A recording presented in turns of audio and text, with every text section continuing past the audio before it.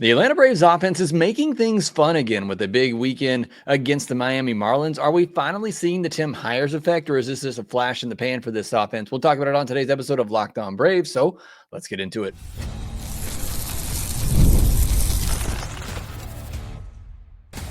You are Locked On Braves, your daily Atlanta Braves podcast, part of the Locked On Podcast Network, your team every day. Hey, and welcome back to Locked On Braves, part of Locked On Sports Atlanta, where we cover your favorite Atlanta sports teams each and every day. I'm your host, Jake Mastroianni. You can follow me on social media at shorts.ball. Check out the podcast there at LockedOn_Braves on X, Locked On Braves on Instagram. If you're new and you're watching us on YouTube, please do me a huge favor. Hit that subscribe button, hit the thumbs up button, and leave me a comment down below. Thank you so much for all your support there of Locked On Braves. And on the audio side as well, you can help out leaving a 5-star review on Apple, Spotify, or wherever you get your podcast. Locked On Braves available wherever you get your podcast. Big shout out to all my everydayers out there continuing to let me know in the comments section below. It means a lot to me, and I really do appreciate it when you take out the time to listen to this podcast each and every day. Today's episode, we're going to talk about the big weekend against the Miami Marlins. I had fun. I don't know about you, but I enjoyed watching these games over the weekend. Now they're playing good when we kind of don't want them to win so much because we want that big draft pick, but still, I want to see them play well. I do want to see them win, well, no matter what it costs us here. And it was a fun weekend. I want to talk about the offense specifically because they have been great for a little bit now. Still small sample size in the second half of the season here, but are we finally starting to see this offense make some adjustments? And maybe the Tim Hires effect is finally taking place. So we'll discuss all of that, everything happening over the weekend and some of the news from the weekend. Could see Ronald back soon, could see Chris Sale back soon. So that's all great news for the Atlanta Braves. Today's episode is brought to you by FanDuel. Football season is around the corner. Visit the FanDuel app today and start planning your futures bets now. Well, over the weekend against the Miami Marlins, a 5-game series, the Braves take 4 of them. And like I said, in the top there, a lot of fun. I had a lot of fun watching this team. Obviously, it's fun when you start to score some runs. Pitching is still an issue, which we'll talk about, but that's kind of to be expected. What's been an issue all year long and what's really held this Braves team back is the offense. And now we're starting to see them break out maybe a little bit, at least as much as we've seen them break out all season long. And look, it's 1 week really that I'm going to be covering, although you could say since the All-Star break, they have been a little bit better.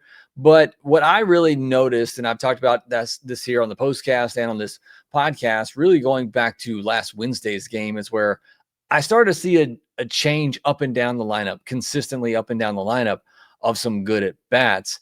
And maybe we're finally starting to see the Tim Hires philosophy breakthrough with this team. They scored 7 runs in 4 of the 5 games against the Marlins. But as I said, even going back to Wednesday is where I really started to notice when they were facing Freddie Peralta. I just noticed the level of at-bats up and down the lineup seemed to be very good at-bats, seemed to be consistently good at-bats. And that's what I've been asking for. I've been asking for just consistently good at-bats. And I bring up Wednesday because Wednesday started a string of the Braves facing some really good starters. Freddie Peralta, Yuri Perez, and then Edward Cabrera. Now, Cabrera got them, no doubt. Cabrera dominated them, and sometimes that's just going to happen. You face, 3 really good pitchers in a row, a good chance one of them is just going to absolutely obliterate you, and Edward Cabrera was that guy. But against Peralta, against Perez, really good pitchers as well, I just thought the at-bats were really good up and down the order, and then that carried over into the rest of the weekend, the doubleheader on Saturday and then on Sunday as well, and it's got me hopeful about this offense that maybe things are finally starting to click for them. I talked about Jerickson Profar last week. You want to go back and give that a listen. He's been doing a fantastic job in the leadoff spot, especially over the last 30 almost 30 games now. We're talking about a 350 plus on base percentage. He's getting on base nearly 2 times a game. And so I think that's helping obviously kickstart things at the top. Putting Drake Baldwin there in the middle of the order certainly has helped. And look, you're doing it without Ronnie and Riley too. And certainly, those two are only going to help you because the guys at the bottom are still a struggle. Nacho Alvarez clearly is just not ready for big league pitching quite yet. Now, I'd like to see him continue to get some at-bats and get more comfortable, but it's pretty clear he's just not ready for the big leagues. You got Nick Allen down there. He's oh so close to getting that first home run. He flirted with it several times over the weekend.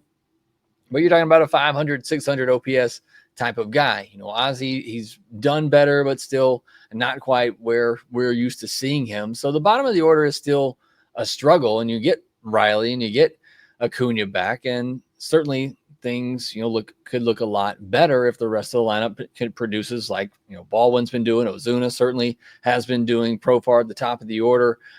You feel a lot better about this offense. Now let's just look back at the last 7 games. We're going to look at the averages of the offense over the last 7 games, and they're averaging 5.4 runs per game in that stretch. And I get it. We're talking about a week's worth of games, but how many times this year have we seen them consistently play good offense for a week at a time, or in a 7-game stretch like this? I can't think of too many, if any. So again, I know we're still dealing with the small sample size. I'm trying to be as optimistic as I possibly can be and look for some positives to take into next year. But 5.4 runs per game over the last 7 days, it's really good. And yes, a lot of those come in that Marlins series where you scored 7 runs in 4 of the 5 games. But you look at it, 2 runs, 4 runs, 8 runs. You did only got the 1 run in the game against Edward Cabrera, 7 runs, 8 runs, 7 runs. So they've done a really good job of putting up runs on the board. And you've had to with the pitching staff. But I think this is what this offense is capable of. You look at hits as well. They're averaging 8 hits a game. And really, you take out the 1 game against Edward Cabrera, and it's much higher than that. They had at least 7 hits in all but that Edward Cabrera game. So they're consistently getting, 7, 8, 9 hits a game. And a couple of games, they had double-digit hits. And so that's great to see. They're starting to get the hits as well, because one thing we have seen from the Tim Hires offense is they take their walks. And that's the next stat, averaging 3.7 walks per game over this stretch. We're going to talk about the second half numbers in a moment, but you can look at the full season numbers. The Braves walk as much as anybody in all of baseball, but certainly in the second half of the season, getting on base hasn't really been the issue. It's driving them in. It's also having hits with those walks, and they're averaging 8 hits a game and nearly 4 walks per game. So on average, you're getting about 11 to 12 base runners per game. That's generally going to lead to 4 runs or more, especially if some of those hits are extra base hits and home runs, which they've been getting home runs here lately. Unfortunately, until this weekend, a lot of them had been solo home runs, but they're starting to get a few more home runs as well. And then you look at the strikeouts, 8.7 strikeouts per game. That's still too high for where I want it. But 3 of the games, they struck out 11 times. And in the others, it was 4 of the games, they struck out 11 times. And the others, it was 4, 6, and 7. I always say I look for really under 8, but 8 or fewer. So 8.7, not terrible, but that's also kind of skewed because of the 4 of the game where they only struck out 4 times, but still 4 of those games, they strike out 11 times. That's still too high. And you'll see in a second here when I talk about the second half numbers, still striking out way too much. But here is the key, because this is what has held the Braves back all year long. Over this 7-game stretch, the Braves are 17 for 53 with runners in scoring position. That's a .321 batting average. And that is the key, because that is what the Braves have struggled with so much this year. And you look at the 7-game stretch, you're 1 for 10 with runners in scoring position, certainly not great. 2 for 5, 5 for 14, those are great. 0 for 1, that was the Friday night game. 4 for 10, 4 for 8, and then 1 for 5 over the weekend. And on Sunday, you had some big home runs in there, so you didn't have quite as many chances with runners in scoring position. But you're seeing an improvement in that area. Really, in that Saturday game, I talked about it a lot in the postcast. Drake Baldwin in particular, a couple of times with runners in scoring position, just shooting a ball the other way for the easy RBI single. And I keep seeing more and more at bats like that from this team, and it's making me very hopeful. Now, you look post our All-Star break for this offense, so you break it out a little bit longer here. The Braves are 8th in runs scored since the All-Star break, 13th in home runs. They're first in walks by 21. They have 21 more walks than the second-place team since the All-Star break, which is the Dodgers. 4th most strikeouts, still striking out way too much. I think part of that is that you are having this kind of this approach where you're being less aggressive, and so it is forcing you to get into deeper counts, which is going to lead to more strikeouts. And then you still have players who have that all or nothing approach, and you just still have some holes in your lineup, quite frankly. Now, Nacho Alvarez, not to continue to pick on him, but goes over 4 with 4 strikeouts over the weekend. So there's still some of that in the lineup, too much of that in the lineup. And here's the other big issue too since the All-Star break. I mentioned over the last 7 games, averaging 8 hits a game, which is great. But since the All-Star break, still 23rd in average. So that's not fantastic. Getting on base, having the most walks, 13th in home runs. That's what's helped him have the 8th most runs since the All-Star break. But just 23rd in average. That has got to improve.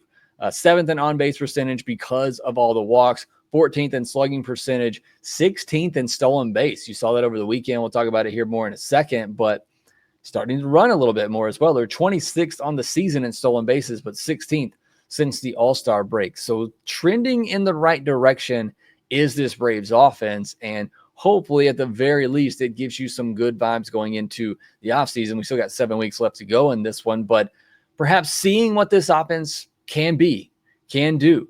Now, I understand maybe some frustration is not the right word that I'm looking for here, but some angst, whatever you want to call it, and that this offense has a good final 2 months of the season, and then it convinces the front office that, hey, we don't need to do anything. We'll just roll this back into next year because they figured it out in the last 2 months. I don't think that's going to happen, nor should it. No matter how well the offense plays down the stretch, there still needs to be some big overhaul done to get things going.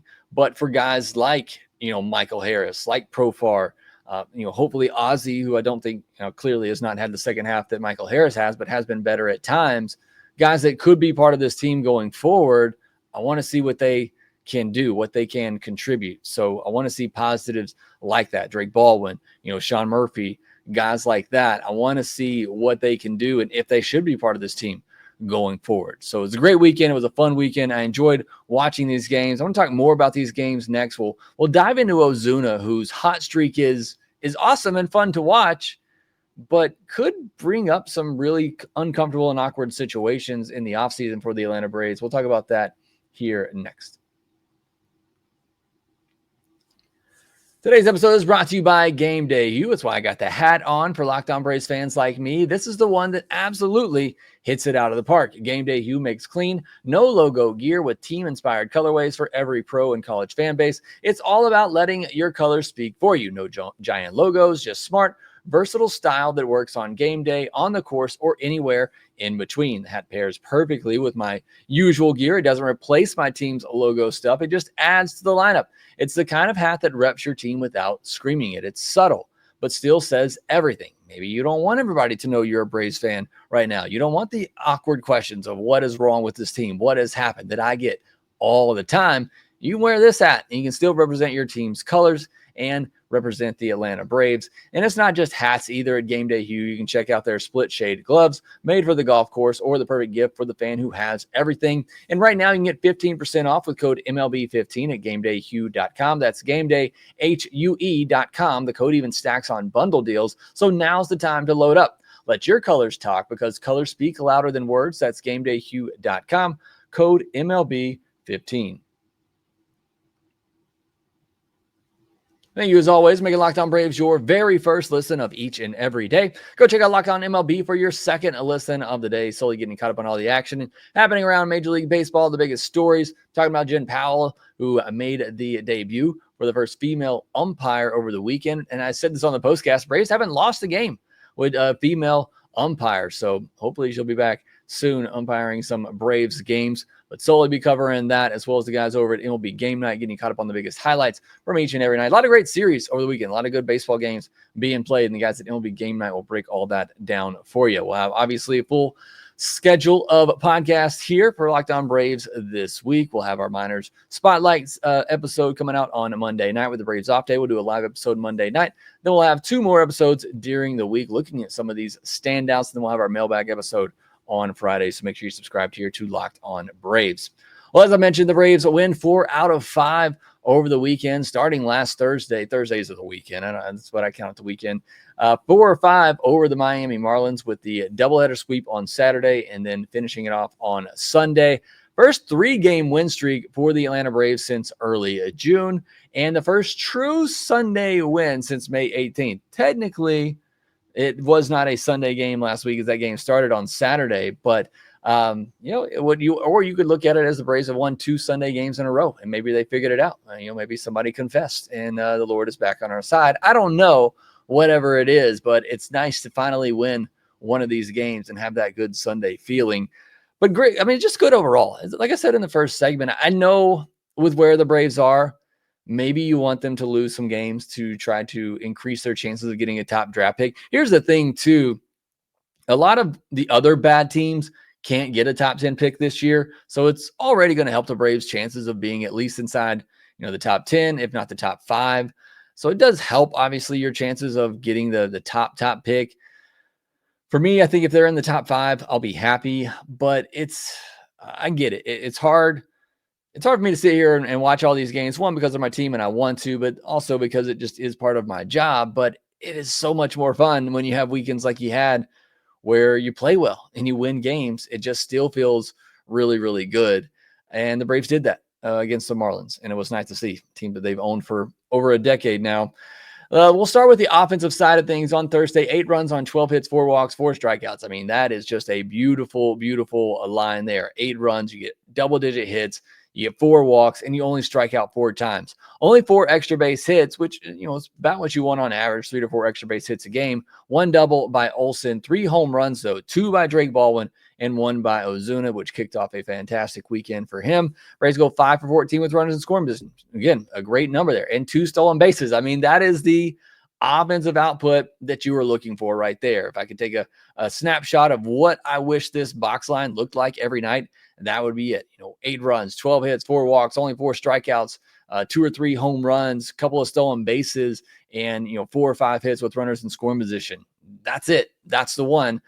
Unfortunately, they follow that up on Friday night, only scoring 1 run on 2 hits, 2 walks with 11 strikeouts. Only 1 extra base hit, a home run by Profar, who took advantage of a middle cookie from Edward Cabrera, one of the few mistakes he made on the night. Over 1 with runners in scoring position, didn't have many chances. Still had a stolen base in there too, which was Profar. And then on Saturday, you had the doubleheader in game 1, 7 runs on 7 hits, 3 walks, 11 strikeouts. Don't mind any of that. It's just too many strikeouts. Only 2 extra base hits as well, both of them by Michael Harris, a double and a home run, but 4 for 10 with runners in scoring position. That was the crucial difference there. 1 stolen base in that game as well, but getting those hits with runners in scoring position. And then in game 2 on Saturday, 8 runs on 11 hits, 6 walks, 6 strikeouts, 2 extra base hits, both of them home runs by Ozuna, 4 for 8 with runners in scoring position, and a stolen base. So another one that, you tell me, what do you want to see in that box score at the end of the game? That's it right there. So that's, 2 games in this series in those first 4 games where you can look at it and say, that's what you hope it looks like from the offense. And then on Sunday, finishing it off, typically those lazy Sunday, wasn't technically, I guess, a getaway day because you got the off day on Monday, but certainly it was a Sunday series finale, and we're used to this Atlanta Braves offense being sleepy through it. And it looked like that maybe was going to be the case early on, but they woke up late in this one on Sunday. 7 runs, 9 hits, 3 walks, 7 strikeouts. That's perfect. That's what I'm looking for. 3 doubles, Michael Harris, Profar, and Ozzy, and then 3 home runs, Olson, Ozuna, and Michael Harris. So love the extra base hits there. Just 1 hit with runners in scoring position, but like I mentioned, you had the 3 home runs, so you didn't have a ton of opportunities there with the runners in scoring position, but you drove them in other ways. So only 5 chances with runners in scoring position. Like I said, just a 1 hit, but a lot of extra base hits in Sunday's game. 6 of your 9 hits went for extra bases. Now, some of the standouts offensively from the weekend. Marcell Ozuna, 6 hits, 4 home runs, 8 RBI, 6 home runs in his last 35 at-bats. He likes to just punish his former team in the Marlins, but it's great to see. Like I said, it's great to see Marcell Ozuna have this success, but it brings up some difficult conversations, situations, one of which, how does this potentially affect the playing time of Drake Baldwin? Now, and Drake Baldwin didn't play on Sunday. It's the first time in a while that he hasn't just played in general, or games where he doesn't start, but he usually come in and pinch hit. Unfortunately, the Braves didn't need him to do that on Sunday. But does Marcell Ozuna, who's hot bat, you got to put in the lineup, does it affect Drake Baldwin's playing time at all? And Drake Baldwin needs to play pretty much every day. Now, I think it's probably going to affect Sean Murphy more than it is Drake Baldwin right now, because Baldwin also had a great weekend, 7 hits, 2 home runs, 10 runs batted in the 4 games that he played. So he needs to be in that lineup as well.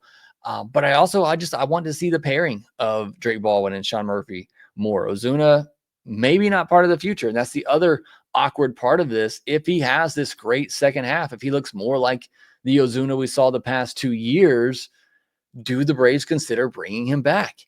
And I don't know. I don't know what I want to happen here. Part of me just wants to move on and have a fluid DH spot going forward where you can put Ronald in there, Profar in there. You can have both catchers in the lineup if they're both swinging the bat well.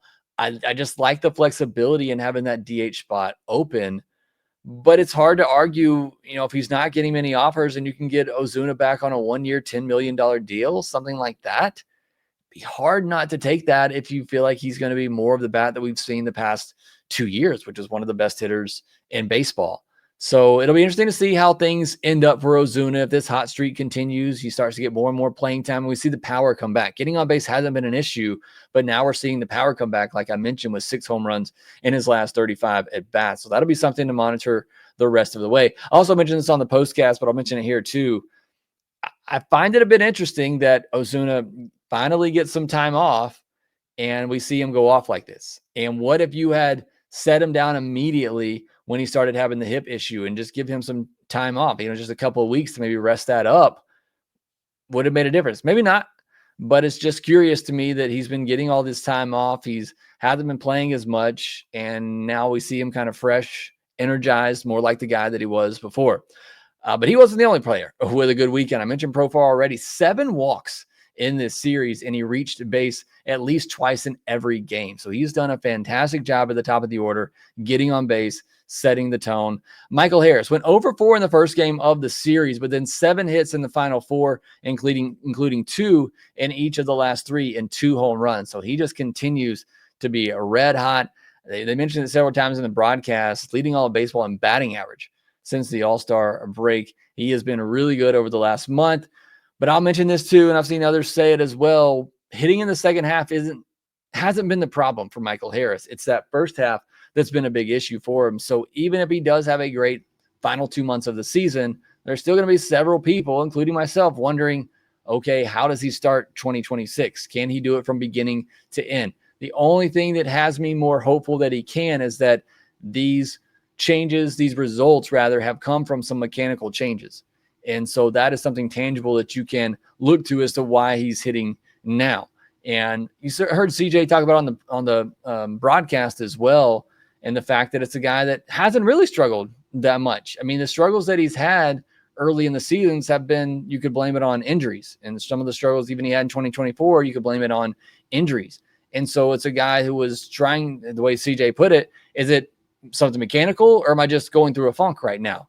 And they finally got to the point where I said, okay, it's something mechanical. It's off right here. And so then he was open to making changes, and looks like they took. And to be able to do that in the middle of the season like that and have the results like he is pretty impressive for Michael Harris. So I'm sure we'll all go back into the offseason with big expectations. I'll probably pick him as an all-star going into next year. But hopefully he does have a fantastic end to this season and can take that into 2026. I mentioned it already, 5 stolen bases in 4 games, the first 4 games of the series, none on Sunday. An accidental hit and run on Sunday. You had Profar running with Matt Olson up there. Matt Olson went down, took a pitch, hit it into left field, so Profar was able to go first at third.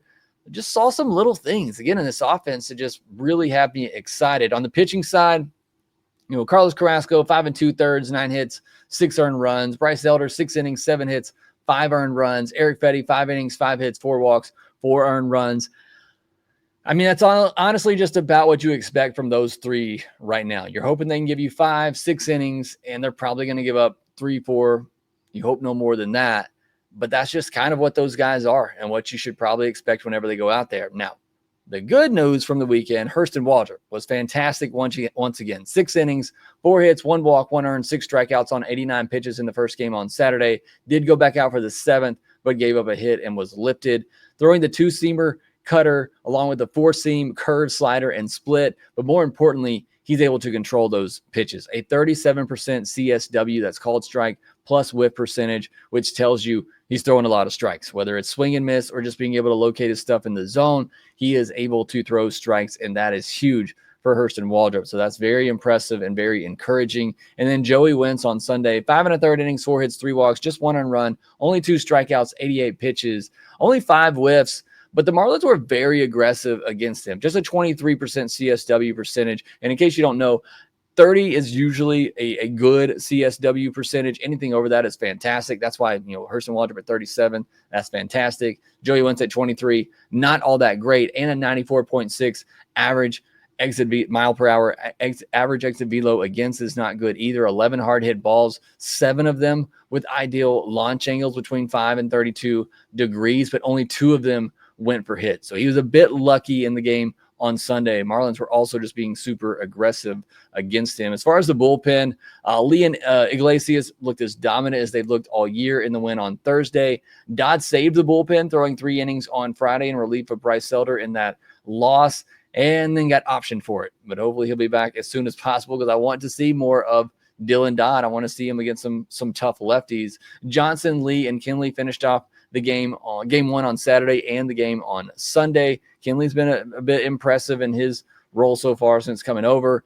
Daysville, couple of outings over the weekend, still just doesn't quite look as sharp. I don't know that he's quite trustworthy in the 7th, 8th innings right now. And Austin Cox had a great inning. One thing I like about Austin Cox is that he's pounding the strike zone. He comes in throwing strikes, and I thought he looked good over the weekend. And then got to mention, finally, the catch by Profar. I mean, I'm sitting here. We had the Profar podcast last week, and I'm talking about how good he's looked offensively, but you don't know what you can do with him defensively. And then he has just an amazing home run robbing catch. I mean, that was fully over the wall.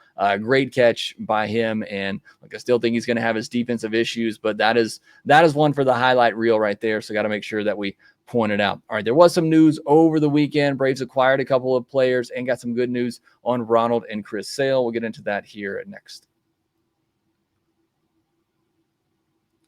August 26th is officially FanDuel Futures Day, a brand new holiday for football fans who live for bold predictions and preseason hunches. For just 24 hours, FanDuel is giving you deals on NFL season predictions. So whether you're calling your MVP, eyeing a long shot division winner, or ready to crown your Super Bowl champ before week 1 even kicks off, this is your moment. So maybe you want to take a flyer on the MVP race. Why don't you go with Bijan Robinson? I mean, he's the only guy that I really know on the Falcons, and he's a lot of fun to watch the couple of times I actually get to watch Falcons games here in Birmingham. So go ahead, take a chance on Bijan Robinson, or parlay your division winner. Dark horses, I have no idea who's the favorite in the NFL. Don't take advice from me, but I know the Chiefs win a lot, so that might be a good one to look at. Also, make sure you visit FanDuel.com/playsafe for tools and resources to help you stay in control of the way you play. Visit the FanDuel app today and start planning your future bets now, because FanDuel is